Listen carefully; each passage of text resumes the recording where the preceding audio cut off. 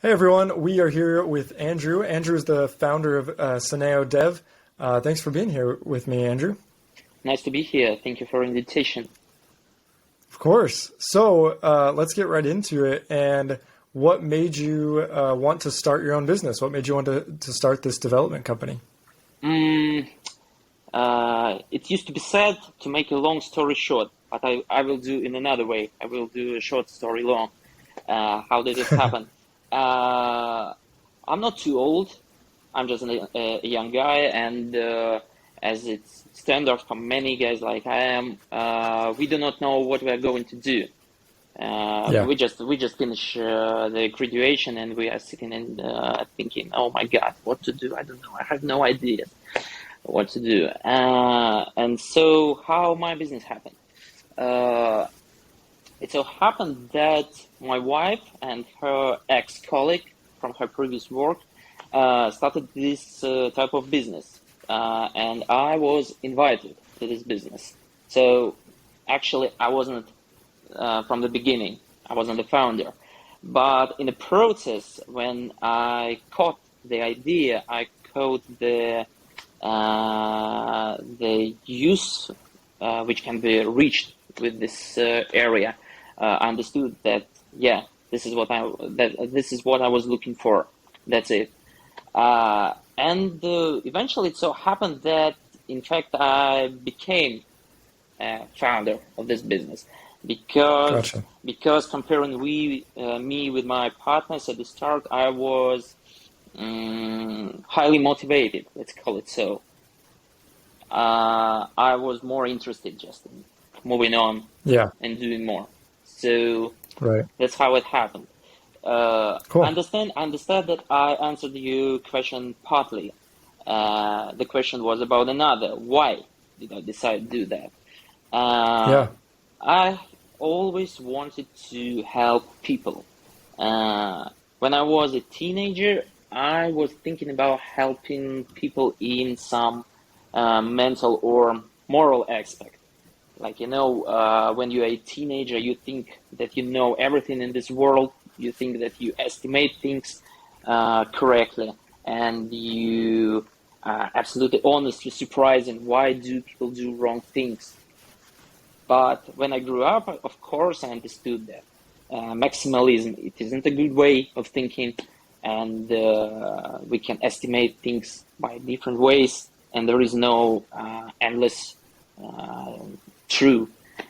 And doing this business, I have found is it like a way to represent my wish to help people. Hmm. Because in fact, Yeah, what are we doing? We creating MVP of IT products, gotcha. which helps aspiring entrepreneurs to launch their business, to start their business. Uh, Right. it's not a rare case when people are thinking or dreaming about their own business, but they never gonna start it because of Yeah, different reasons, and we right. and we eliminate all these issues which stop them. Yeah, So definitely. that's why I'm doing that. Cool. I I love it. find That's myself awesome. Thank useful you in for it. answering that. Yeah. Yeah, that's awesome. Well, perfect. So, and I know your company, you do focus on, I think you briefly mentioned it, like no code, low code, and that basically means like you're using some other kind of platform, right, to kind of to guide you along the coding process. Is that right? Yeah, to build IT products using Cool. preliminary made blocks instead of writing code. Gotcha. Okay, cool. Exactly. And then, so yeah, so then what was the push to go with that? Like why do you find it valuable to work with those tools versus just doing your own code from scratch? I will answer you by giving an example. One of our first customer was a person from the United States. By his profession, he was a school teacher of math, Hmm. and he had a dream to retire and to start his own business. So he's no tech person. Yeah. He can't code, and he had no money to pay for the code development. By the way, yeah, you've asked me before we started this podcast if I had podcasts before. I wasn't at podcast as the person who I interviewed, but I was interviewing, especially my Hmm. customers. And so Yeah. I've made a podcast with this customer, and uh, as he had told me that the maximum price range which was offered to him to develop the product he wanted to do was, let me remember, $26,000. So, of course, I think he could have some options to find this money to pay for this work, but I Yeah. understand that he had many risks, and if he's failure, if his Right. idea is not viable, what then? Right. In that case, I understood that no-code development is a really, really cool thing for such type of people who has no experience in coding. They do not have a large money to pay for code development, and no-code is a perfect solution for this because we have made some kind of, let's call it a research to compare the price range for no code development and code development, Yeah. and we noticed that no code development approximately three dash four times cheaper and faster than code Wow. development. So Yeah. for some people who dreamed to start their business and they had doubts if they would be successful in it, so it's eliminated now. Yeah. Yeah. Wow. And then do you know, I mean, that kind of brings up a point, like if it is, it makes sense that it would be faster and cheaper. Are there, has that been changing the industry? Like, are there more and more apps being developed with no code, low code? Is it being adopted? Is it becoming mainstream, or is it still kind of slow for most people to accept it? Hmm. I would like to add to the words you said. I have read some article, if I remember correctly. This source is called Gartner Consulting and Research Company.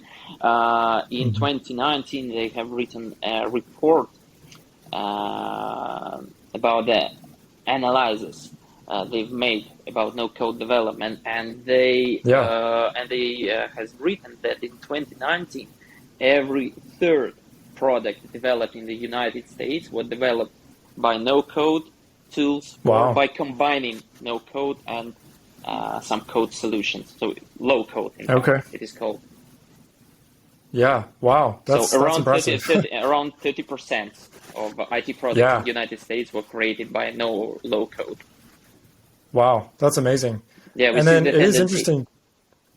Yeah, for sure. And then it's interesting too, like you said, like especially people with very low budgets or just starting out. It's I think more accessible too. Like I think you use Bubble, right? Is that one of the softwares that you As one use of the for low two, code? yeah.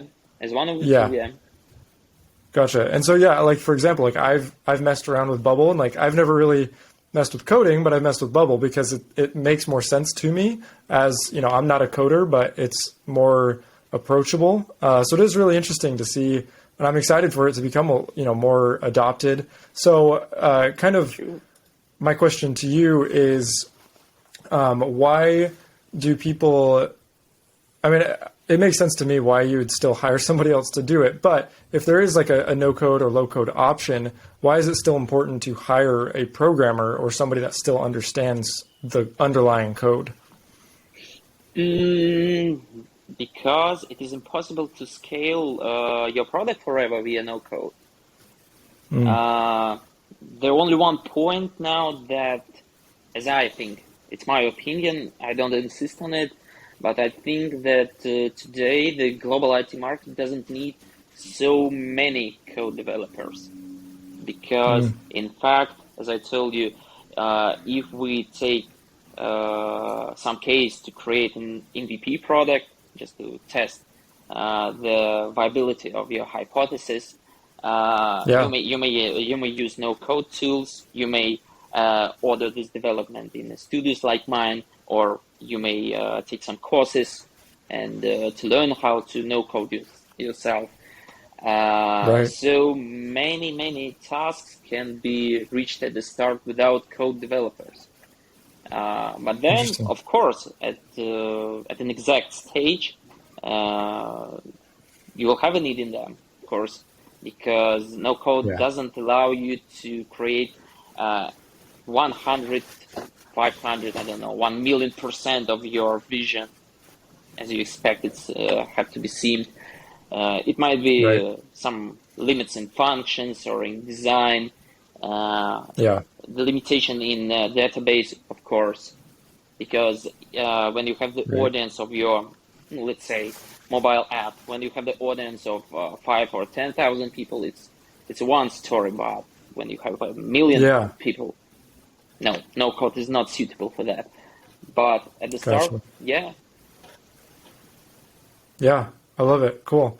And then you mentioned MVP. So could you kind of go into that more, what that means, especially for you? Like what kind of MVPs are you building? What does that actually look like? Should I explain the definition? Yeah. Yeah. Minimum viable product. This is a kind of product which is imperfect in the start. MVP it is done actually not for earning millions or billions of dollars. MVP it is created for checking if your idea is viable, if the market need it. Yeah. And it's a good option because you save your money, you save your time, and you increase, there is such a term, it is called time to market. You increase your time to market.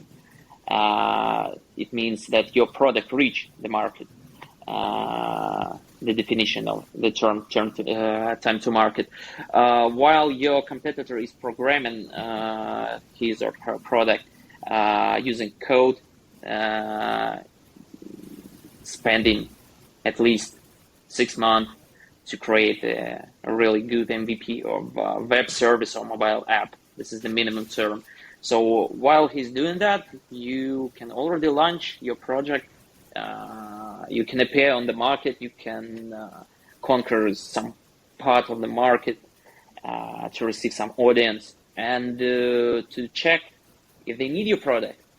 And in the case of failure, in fact, you lose nothing. Because I guess you will agree with me that it isn't so scary to spend, let's say, 1 month and $5,000 instead of 6 months and $25,000. Just Yeah. comparing the risks. Definitely. Oh yeah, totally. And yeah, I totally agree with you. Like my first company actually was a validation market research firm where we validated other startups, and that's exactly what we were telling people is to start with an MVP. Obviously, we didn't work a lot with people developing apps or websites, but sometimes we did, and that's a good general business practice to start small because we saw a lot of people that built way too much too early, and like you said, it was kind of before they got any feedback from their customers. So you can launch something. It doesn't have to be perfect. It doesn't need to be perfect. People just need to experience it, go through the process, figure out what they like, what they don't like. And like you said, it could be something that they don't even need, figuring out, is it actually a needed product? I would like to add one point to the words you said. The best script how you should act, in fact, before creating MVP, it is necessary to provide such kind of research, which is called user research. In fact, Yeah. this is the first thing you have to start with. But it would be correctly to say that it guarantees you nothing. Because let's say you've made some user research, I don't know, like using some Google Forms, and you have sent it to your target audience to see what they answer you. And let's say that this Google form was filled by 1,000 people. But can you be sure that the next 1,000 people would give the same answers? So in fact, user research is a useful thing, of course. It shows you the direction where you should move, but it doesn't describe you the full picture. You will see Yeah. only when you do your MVP and launch it. Only then you Right. will see the real results. Definitely. Yeah, totally. I love it. Cool. So, just a couple other questions to go through at this point. So, you mentioned kind of your founder story, like how you ended up being kind of the head of this company, where you didn't actually necessarily start at the very beginning, but you took over it basically. So, how has that been for you to kind of take over the founder role, but then also wear all of these different hats of, COO, CEO, all those other roles? What has it been like for you? Hard to say. To be honest, I didn't think about it. I didn't think about my feelings to that. I'm so involved in the process that I just don't have any time to think about it. How do I estimate myself in all these roles? The only Yeah. one thing I know, definitely I like it. Yeah. I feel satisfaction by doing that. Awesome. That's good. That's what matters, right? And then, kind of a slightly different question, but what other problems or issues do you see other entrepreneurs face that are maybe, kind of a step or two behind you? So, you're at the helm of this company now and working with clients. What are issues you see happening, kind of the step before that, before they even get to that point? hmm I would say that there are two parts of these issues, two groups of these issues. The first thing I would call them work in process issues. This is the things you face day after day. And in theory, you can be prepared to this, you can analyze it, you can improve your work. This is what you can work with. To be more exact, for instance, of course, one of the biggest issues to explain people what no code is and why should they use it. Yeah. Right. Because when they hear about some block tools, they have doubts. Yeah. They estimate it as a half development. Right. Yeah, Right. yeah, and it's a very big issue, really, to explain people why they need it. Because if I discuss with some people the aspect of technical opportunities of no code and code development, I will never argue that no code is weaker than code development. It is obvious. It's hard to Yeah. argue with it. But Right. using no and low code tools, it's not about the options, not about functions. It's not about coding in a direct sense. This is about business strategy, another way Yeah. how to launch your business. And sometimes it's Right. very difficult to explain people. Yeah. The second issue of the work in process group is marketing, advertising, and so on, what is related with that. Yeah. To identify where can you find your target audience, where would it be better to launch your campaign, where the results will be higher. So yeah, it is a big issue, and I've spent a lot of money doing mistakes in it. Yeah. The third issue in working process, it's I would call it something like, let's call it team building.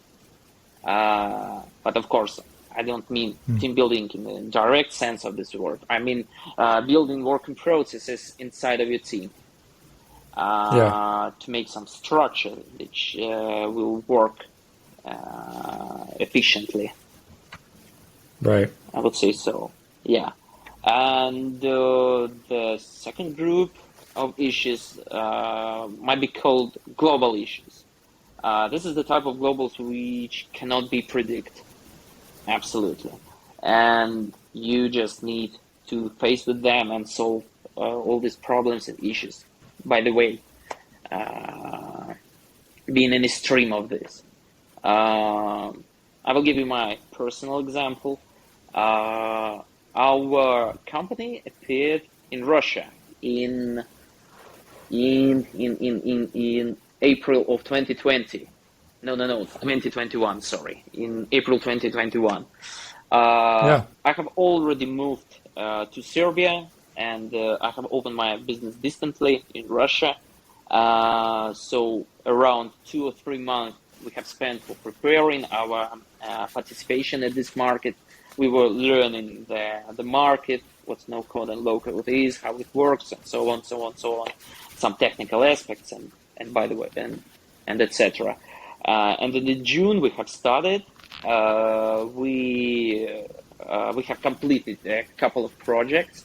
We have launched an advertising campaign, and we started to receive some leads. And then 24th of February 2022, you know what has happened? And all the work Yes. in Russia has stopped. Yeah. Right. Because all our potential customers told, I don't know what's going to happen, so Yeah. I take the pause. So after that, I have realized two things. The first one thing I have realized that according to my life position, my politics position, I don't want to do business in Russia no more. I don't want to support this economy. No how. Yeah. And the second point, I realized that from the sense of money, it will be impossible to do a successful business in Russia now, because people will try to save their money now, but not spending them Yeah. for some new project. And so after Right. that, I have made a decision to close my business in Russia and to open company in Serbia. Gotcha. And so now we are no Russian studio, but Serbian studio. Yeah. Wow. This is an example of the situation which couldn't be predicted.